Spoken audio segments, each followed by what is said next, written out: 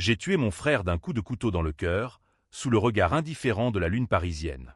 Ce n'était pas un crime impulsif, mais une sentence prononcée dans le silence des années perdues. Et maintenant, ma fille me dit, il faut qu'on parle de cette maison. Alors que je me tenais avec les côtes fracturées, le sang de mes blessures coulant comme les regrets que je n'ai jamais versés. Paris, cette ville des lumières qui cache tant d'ombre, m'avait vu naître et renaître dans la douleur. J'étais Louis Moreau, autrefois un homme respecté dans les cercles littéraires du quartier latin, un écrivain dont les mots dansaient sur les pages comme les feuilles mortes le long de la Seine. Mais tout cela appartenait à une vie antérieure, effacée par le poison de la trahison. Mon frère, Étienne, l'avait orchestré avec la précision d'un horloger suisse exilé à Montmartre. Il était l'aîné, le préféré, celui que nos parents avaient armé de sourires et de mensonges pour conquérir le monde. Moi, j'étais l'ombre, le confident, celui qui portait les fardeaux sans jamais réclamer la lumière. Tout avait commencé dans cette maison, un hôtel particulier délabré du Marais, hérité de notre grand-père, un collectionneur d'antiquités qui avait fui l'occupation avec des secrets cousus dans ses poches. La maison des Moreau, avec ses murs tapissés de velours fané et ses caves où l'humidité murmurait des histoires oubliées. C'est là que j'avais rencontré Isabelle, ma femme, lors d'une soirée pluvieuse d'automne 1998.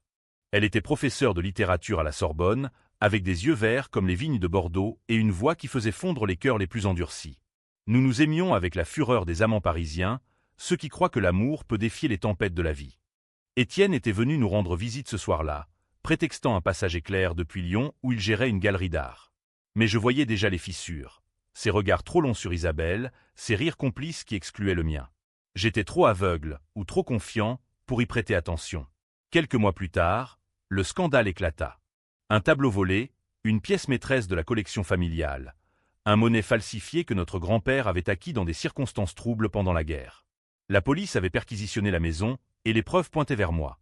Mes empreintes sur le cadre, un chèque suspect à mon nom, des témoignages anonymes me décrivant en train de négocier avec des collectionneurs douteux. « Tu es innocent, Louis », m'avait juré Isabelle lors du procès au palais de justice, ses mains tremblantes dans les miennes à travers la vitre du parloir. Mais ses yeux trahissaient une peur que je ne comprenais pas. Étienne, lui, avait témoigné contre moi, avec une voix brisée qui faisait fondre le jury. Mon frère a toujours été instable, votre honneur. L'art le consumait, et il a franchi la ligne. 10 ans de prison ferme. J'entrais dans Fresnes comme un fantôme, laissant derrière moi une femme en deuil et une fille de 5 ans, Claire, qui me dessinait des maisons avec des portes ouvertes sur des soleils lointains. La prison fut un purgatoire lent, où les jours se fondaient en une bouillie grise. J'y appris la patience des damnés, à aiguiser ma plume sur des cahiers volés, à écrire des lettres qu'Isabelle ne lisait plus. Les rumeurs filtraient à travers les barreaux.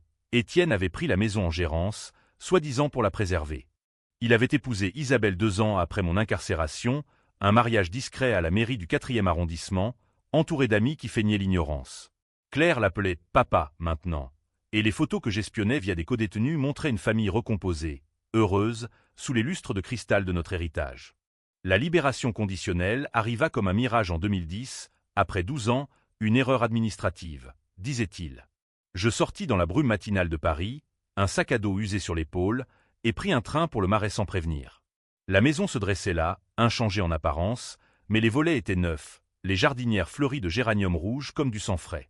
Je frappai à la porte, et ce fut Claire qui ouvrit, une adolescente de 17 ans aux traits d'Isabelle mais aux yeux sombres d'Étienne, un détail que je n'avais jamais remarqué. « Papa » murmura-t-elle, le choc la figeant sur le seuil. Derrière elle, les voix s'élevèrent, Isabelle qui appelait, Étienne qui descendait l'escalier en robe de chambre de soie. Le choc fut électrique.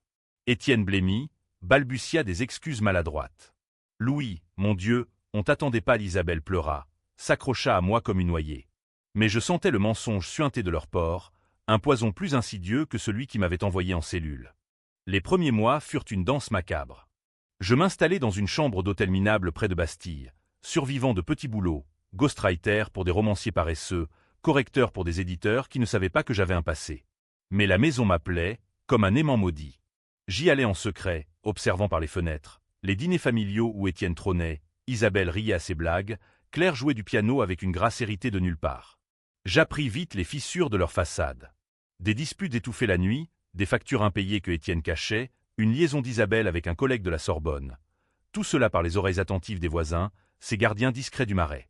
Un soir d'hiver 2011, je reçus une lettre anonyme glissée sous ma porte d'hôtel. Une écriture fine, presque féminine, la vérité est dans la cave. Cherche le coffre derrière les bouteilles de Bordeaux 1945. Mon cœur s'emballa. La cave de la maison, ce sanctuaire poussiéreux où notre grand-père rangeait ses reliques. Je m'y introduisis une nuit, escaladant le mur du jardin sous la pluie battante, une lampe torche entre les dents. Les bouteilles étaient là, alignées comme des sentinelles, et derrière, un coffre rouillé. À l'intérieur, des documents jaunis, un acte de propriété falsifié à mon nom pour le tableau volé, et une lettre d'Étienne à un avocat véreux, datée du jour du procès. Assure-toi qu'il paie pour nous deux. J'ai besoin de la maison pour Isabelle. Elle porte mon enfant. Le monde bascula. Isabelle enceinte d'Étienne avant mon arrestation. Claire n'était pas la mienne. La trahison n'était pas seulement professionnelle, c'était charnel, viscéral. J'avais porté la croix pour leur péché originel. Les nuits suivantes furent peuplées de visions, le couteau de la cave, aiguisé sur la pierre, plongeant dans la chair fraternelle. Mais je retins ma main, pour l'instant. La vengeance, comme un bon vin français, se bonifiait avec le temps. Je commençai à tisser ma toile. D'abord, je contactai un ancien codétenu, un hacker raté nommé Raoul, qui vivait dans les bas-fonds de Belleville. Pour 1 000 € volés à un éditeur, il fouilla les comptes d'Étienne, dettes colossales, la galerie au bord de la faillite, des prêts usuraires à des Russes louches. Puis, je m'approchai de Claire, feignant l'innocence du père revenu. Nos promenades le long de la Seine devinrent rituelles. Elle me confiait ses doutes, papa Étienne est si distant, et maman. Elle pleure souvent. Je hochai la tête, semant les graines du doute. Isabelle tenta de me reconquérir, des rendez-vous clandestins dans des cafés de Saint-Germain. C'était une erreur, Louis. Étienne m'a forcé. Mensonge. Les documents le prouvaient, des lettres d'amour passionnées, des rendez-vous à l'hôtel Lutetia. Je jouais le rôle du pardonné, la serrant contre moi, inhalant son parfum de lavande mêlé à la trahison. Mais intérieurement, je cataloguais chaque faiblesse. Sa culpabilité qui la rongeait, ses migraines qui la clouaient au lit, son amour pour Claire qui la rendait vulnérable. Le premier coup fut subtil. J'anonymai une dénonciation à la brigade financière, les faux du tableau, les prêts illégaux. La police revint à la maison, perquisitionnant sous les yeux effarés de la famille. Étienne hurla au complot, accusa les fantômes du passé. Mais les preuves s'accumulaient, et sa galerie ferma ses portes dans un scandale relayé par le monde. Il buvait maintenant, des nuits solitaires dans le salon, entouré de bouteilles vides. Isabelle me suppliait, « Aide-nous, Louis. » Pour Claire. Pour Claire, dis-je. Mais c'était pour moi. La toile se resserrait. Les ombres de la maison s'allongeaient comme des doigts crochus, griffant les murs de mes insomnies. Chaque nuit, dans ma chambre d'hôtel aux murs jaunis par la nicotine, je revivais le procès, les juges aux perruques poudrées, les flashs des photographes, le claquement de la porte de la cellule. Étienne avait tout planifié avec une malfaisance qui puait le soufre. Il avait falsifié les documents pour que je porte le chapeau du vol, libérant ainsi la voie pour conquérir Isabelle. Elle, faible comme une héroïne de roman balsacien, avait cédé à ses avances pendant que j'écrivais mon premier roman dans le grenier, ignorant les murmures sous les combles. Claire devint mon encre et ma lame. À 17 ans, elle était un tourbillon de contradictions. L'étudiante brillante à l'école Alsace, rêvant d'études à Oxford, mais hantée par les silences de la maison. Nos conversations au bord de l'eau étaient des confessions chuchotées. « Tu sais, papa, j'ai trouvé des lettres dans le bureau d'Étienne. Des trucs sur toi, sur le tableau. Il dit que tu étais jaloux. » Je serrai les dents, feignant la surprise. « Jaloux ? De lui ? Claire, ton oncle. Il m'a volé la vie. » Pas un mot sur la paternité, ce poison attendrait son heure. Je creusai plus profond. Avec Raoul, nous piratâmes les emails d'Étienne. Des échanges avec un notaire corrompu, des transferts d'argent vers des comptes offshore à Genève. La galerie n'était qu'un leurre. L'argent provenait de ventes illégales d'artefacts nazis, hérités de grand-père. Un secret familial enterré sous des couches de déni. Étienne l'avait exhumé pour s'enrichir, me sacrifiant comme bouc émissaire. La rage bouillonnait en moi, un feu lent qui consumait mes veines. Un soir de printemps 2012, je confrontai Isabelle seule, dans un bistrot enfumé de la rue de Birague. La pluie martelait les vitres, et son visage était un masque craquelé. « Dis-moi la vérité, Isabelle. Claire. Est-elle de lui ?» Les mots sortirent comme un crachat. Elle se décomposa, les larmes coulant en ruisseaux salés. « Oui, Louis. C'était une nuit, après une dispute. Étienne m'a consolé, et je me suis perdu. Mais je t'aimais. Il m'a promis de tout arranger, de te protéger. Au lieu de ça, il t'a piégé. » Sa voix se brisa sur un sanglot. Je la fixai, le cœur un nœud gordien. Pardonner ? Impossible. Mais utiliser sa culpabilité, oui. À partir de là, je devins son confesseur secret. Elle me livrait les faiblesses d'Étienne. Ses crises de paranoïa, ses dettes qui s'accumulaient comme des dettes morales, son impuissance croissante qui le rongeait. Il boit pour oublier, Louis. Oublier ce qu'il t'a fait. Je hochai la tête, caressant sa main, tandis que mon esprit cartographiait les failles. Le prochain coup, une fuite anonyme à Libération sur les artefacts nazis. Le scandale explosa comme une bombe. Étienne fut interrogé par la police, son nom barbouillé dans les journaux. La maison devint un bunker, les rideaux tirés, les lumières tamisées. Claire me téléphona en pleurs. « Papa, c'est l'enfer ici. Étienne hurle sur maman, il brise des vases. Viens, s'il te plaît. » J'arrivai à minuit, la porte s'ouvrant sur un chaos domestique. Étienne, ivre, brandissait un chandelier comme une arme. « Toi, c'est toi qui fais ça, hein ?» Le fantôme de Fresnes. Je le désarmai d'un geste, ma force forgée en prison le surprenant. Pour la première fois, je vis la peur dans ses yeux, la peur du traître face à sa victime. Nous nous assîmes dans la cuisine, sous la lueur jaunâtre d'une ampoule. Isabelle berçait Claire, qui tremblait. « Parle, Étienne. Dis-leur pourquoi. » Ma voix était calme, un scalpel. Il ricana, mais c'était un ricanement forcé. « Parce que tu étais faible, Louis. Toujours à rêver, à écrire tes conneries. Isabelle avait besoin d'un homme. Et la maison. Elle m'appartenait de droit. » Le mensonge se fissura sous mon regard. « Et Claire, ton chef-d'œuvre ?» Il pâlit, comprit que je savais. Isabelle étouffa un cri. La nuit se mua en confession forcée. Étienne avoua tout, le vol orchestré pour couvrir ses malversations, la fausse paternité pour lier Isabelle à lui, les années de mensonges pour jouir de mon absence. « J'ai fait ça pour nous sauver, pour la famille. » hurla-t-il. Famille. Le mot me donna la nausée. Je le laissai partir à l'aube, brisé, promettant le silence. Mais en sortant, je glissai un mot à Isabelle. Choisis. Lui ou moi. Elle choisit la paix fragile, pour Claire. Mais je vis la graine de discorde germer. Les semaines suivantes, la maison craqua sous les tensions. Étienne sombra dans l'alcool, perdant des clients, des amis. Isabelle me visitait en secret, ses baisers un mélange de remords et de désir. Aide-moi à le quitter, Louis. Je promis, mais mon plan était plus sombre, le pousser au bord, le faire sauter seul. Puis vint le twist inattendu. Raoul m'appela un soir. Ton frère n'est pas le seul serpent. Isabelle. Elle savait pour les artefacts. Elle a signé des papiers avec lui. Le sol se déroba. M'amuse, ma traitresse ultime. La vengeance prenait une nouvelle forme, non plus contre un homme, mais contre un duo maudit. Le pardon est un vinaigre, bu par les foules pour noyer leur soif de justice. J'en avais goûté la lie en prison, feignant la rédemption pour les commissions de libération. Mais face à Isabelle, il me brûlait la gorge comme de l'absinthe frelatée. Ces révélations, ou plutôt, les découvertes de Raoul, transformaient mon amour en fiel. Elle n'était pas une victime passive. Elle avait trempé dans le complot, signant des procurations pour les ventes illégales, profitant des fruits empoisonnés. C'était pour Claire, Louis. Pour son avenir, se défendit-elle lors de notre confrontation dans un parc du Luxembourg, les feuilles mortes crissant sous nos pas comme des mensonges froissés. Claire, toujours Claire. Le nom de ma nièce, ou fille adoptive, flottait comme un fantôme bienveillant. Elle ignorait tout, bien sûr, cette innocente aux rêves d'université lointaine. Mais son existence était le levier parfait. Je décidai de l'impliquer sans la briser. « Écoute, ma chérie, » lui dis-je un après-midi au Louvre, devant la Joconde qui souriait de nos secrets. « Ta mère et ton oncle. Ils t'ont menti sur moi. Sur nous. » Ses yeux s'écarquillèrent, mais elle ne fut pas « raconte-moi, papa. » Tout. Ainsi commença l'initiation. Je lui livrai les documents, les lettres, les preuves numérisées sur une clé USB. Pas la violence, pas encore, juste la vérité crue, comme un scalpel sur la peau.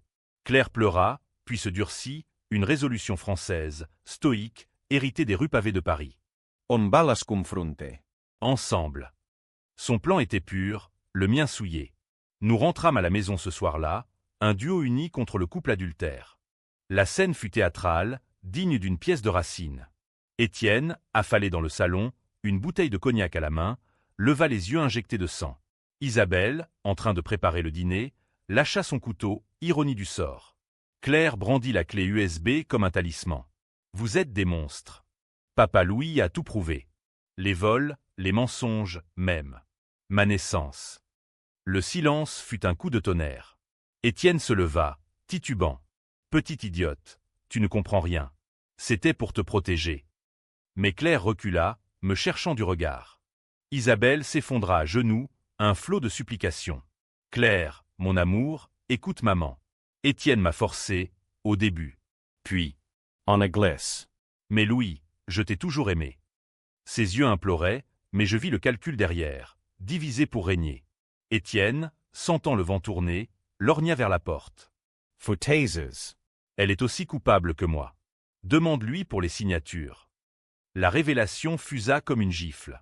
Claire pivota vers sa mère, trahie 2 fois en une nuit. Le chaos régna. Cris, pleurs, objets brisés. Je restai en retrait, orchestre invisible, laissant la tempête faire son œuvre. À l'aube, Claire choisit. Elle partit avec moi, un sac à dos rempli de vêtements et de rêves fracturés. Nous louâmes un appartement modeste à Montparnasse, près des boulevards Haussmann où les fantômes de Zola hantaient encore. Là, nous rebâtîmes une fragile normalité, dîner partagé, promenade philosophique sur l'art et la justice. Mais la vengeance grondait sous la surface, un volcan prêt à érupter. Étienne contre-attaqua avec la ruse d'un renard acculé. Des appels anonymes à mon éditeur, insinuant que j'étais un ex-tolard violent. Des rumeurs sur Claire, la dépeignant comme une fugueuse instable.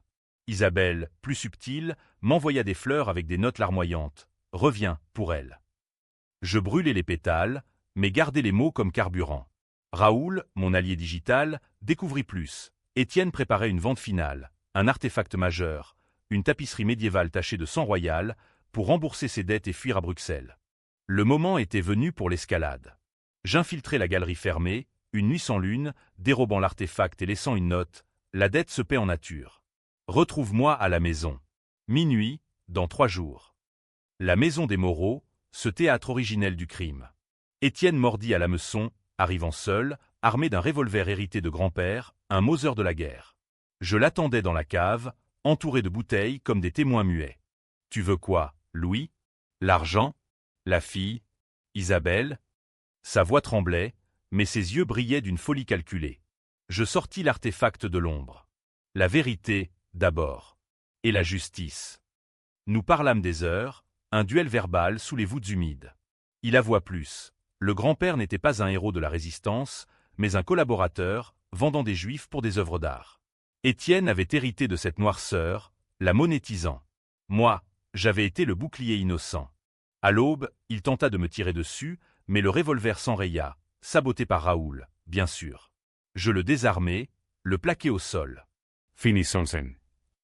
Mais au lieu de le tuer, je le laissai partir, brisé, avec une promesse, disparaît, ou le monde saura tout sur grand-père. Était-ce miséricorde? Non, tactique. La braille la me attendrait. Paris en été est un four, où les pavés exhalent la sueur des siècles et les regrets des vivants. Claire et moi vivions dans une bulle précaire à Montparnasse, mais les fissures apparaissaient. Elle posait des questions sur son vrai père, sur l'amour maternel souillé. « Pourquoi tu ne l'avais pas, papa? Elle t'a trahi 2 fois. » Je souriais, masquant la tempête. La haine est un feu qui consume le porteur, ma fille. Mais la justice, elle purifie. Isabelle ne lâchait pas. Elle harcelait Claire de messages, des appels larmoyants qui finissaient en supplications. Une nuit, elle se présenta à notre porte, trempée par l'averse, un bouquet de roses fané à la main. « Laisse-moi entrer, Claire. Juste 5 minutes. » Ma fille hésita, le cœur déchiré. Je reculai dans l'ombre, observant. La réconciliation fut un théâtre poignant, étreinte, promesse, larmes partagées. Mais je vis le serpent. Isabelle glissa un somnifère dans le thé de Claire, un plan pour l'enlever et me briser. Je l'ai suivi le lendemain, jusqu'à un café isolé près de la Bastille. Là, Isabelle révéla son jeu, Étienne est parti, Claire. Il nous a laissés avec rien. Mais Louis, il est toxique. Viens avec moi, on recommence à zéro. Claire se raidit, repoussant la main tendue. Tu mens encore. Papa m'a tout dit. Les signatures, l'argent sale. La gifle d'Isabelle claqua comme un verdict. Claire s'enfuit, me rejoignant essoufflée. Elle voulait me droguer. La fureur m'aveugla. J'appelai Raoul, tout sur elle. Maintenant. Les fichiers affluèrent, des virements vers un psy véreux, des consultations pour dépression, mais aussi des emails à Étienne, le suppliant de revenir. Il sait pour Claire, pour le passé.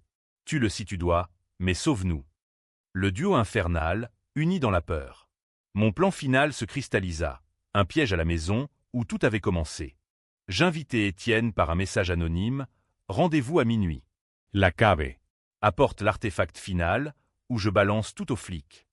Il vint, silhouette voûtée dans la nuit, un sac noir à l'épaule. Isabelle le suivait, ignorant que je l'avais anticipé. Claire et moi attendions en haut, arme factice, un couteau de cuisine pour les faits dramatiques. Quand ils descendirent, je surgis des ténèbres. Bienvenue au jugement dernier. Etienne Jura, Isabelle Hurla. Je l'ai forcé à s'asseoir sur des caisses de vin, face à face. Avouez. Pour Claire. Les mots sortirent en torrent, les vols, les adultères, les secrets familiaux. Étienne pleurnicha, c'était pour survivre, Louis.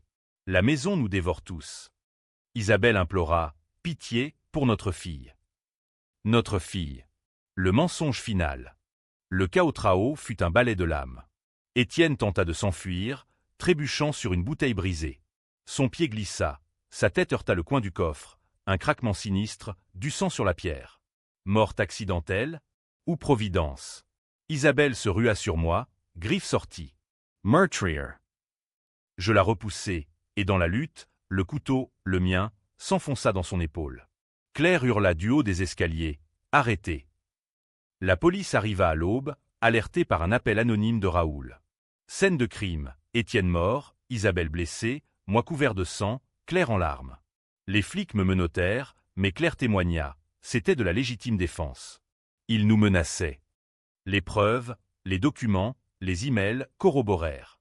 Isabelle, soignée à l'hôpital, choisit le silence, brisée par la perte. Libéré sous caution, je rentrai avec Claire. La maison fut scellée, un mausolée de secrets. Mais la vengeance n'était pas achevée. Elle mijotait encore. Les fantômes ne meurent pas. Ils se réincarnent dans les silences des survivants. 8 mois après la nuit de la cave, Paris s'était paré d'un automne mordoré. Mais pour moi, les couleurs étaient fanées. Isabelle avait survécu, un bandage à l'épaule comme une marque de Caïn, et avait fui en province, à Bordeaux, laissant des lettres que Claire brûlait sans lire. Elle n'existe plus, disait ma fille, mais ses yeux trahissaient le deuil. La maison des Moreau fut vendue aux enchères, un notaire froid lisant les clauses comme un requiem. L'argent, maigre, après les dettes, nous permit de voyager. Claire partit pour Oxford, une bourse méritée, me laissant seul dans l'appartement de Montparnasse. Les nuits étaient longues, peuplées d'Étienne ricanant dans les ombres, d'Isabelle murmurant des promesses empoisonnées. J'écrivis enfin mon roman, un récit de vengeance drapé dans la fiction, Les ombres du Marais. Il devint un scandale, accusé de plagiat sur la vie réelle, mais les critiques saluèrent son audace morale. Audace, c'était catharsis. Le twist vint comme un coup de poignard inattendu. Une lettre de Claire, postée de l'Angleterre. « Papa, j'ai fait des tests ADN. Tu es mon père biologique. Isabelle a menti pour te protéger, ou pour se protéger. Étienne était stérile, un secret qu'il haïssait. Tout était faux, même la trahison charnelle. Le monde vacilla. J'avais vengé un mensonge sur un mensonge. Étienne avait piégé seul. Isabelle avait couvert pour l'amour, ou la peur, d'un frère défaillant. Claire était mienne, fruit de nos nuits passionnées avant le chaos. La revelation me fracassa. Étais-je un héros ou un monstre? J'avais tué mon frère, accident ou non? Pour une illusion. Isabelle, contactée, à voix par téléphone, voix brisée, je voulais te garder loin du poison familial. Mais j'ai échoué. Pardonne-moi, Louis. Pardon? Le mot sonnait creux. Le dénouement fut ambigu, comme une fin de film de Truffaut. Je vendis l'appartement, parti pour la Provence, une masse isolée près d'Avignon, où les lavandes chassent les démons. Claire revint pour les vacances, une jeune femme épanouie, portant nos yeux, les miens. Nous parlâmes de la maison, enfin, il faut qu'on parle de cette maison, dit-elle un soir, sous les étoiles provençales. Elle nous a volés, mais nous a rendus libres. Libres? Peut-être. La vengeance m'avait libéré de la douleur, mais m'avait enchaîné à la culpabilité. Les lecteurs de mon livre se divisèrent, un criant au triomphe justicier, autre au meurtre gratuit. Isabelle mourut 1 an plus tard, d'une overdose de remords ou d'absinthe. Son testament, la maison, rachetée en secret, léguée à Claire. Nous la rasâmes, plantant un jardin sur les ruines. Aujourd'hui, assis sur la terrasse provençale, un verre de rosé à la main, je contemple l'horizon. La lune parisienne est loin, mais son indifférence persiste. Ai-je gagné? La justice est un mirage dans le désert français, où l'honneur se paie en sang et en silence. Et toi, lecteur, qui juges-tu? Le traître, la victime ou l'ombre entre les deux? Fin.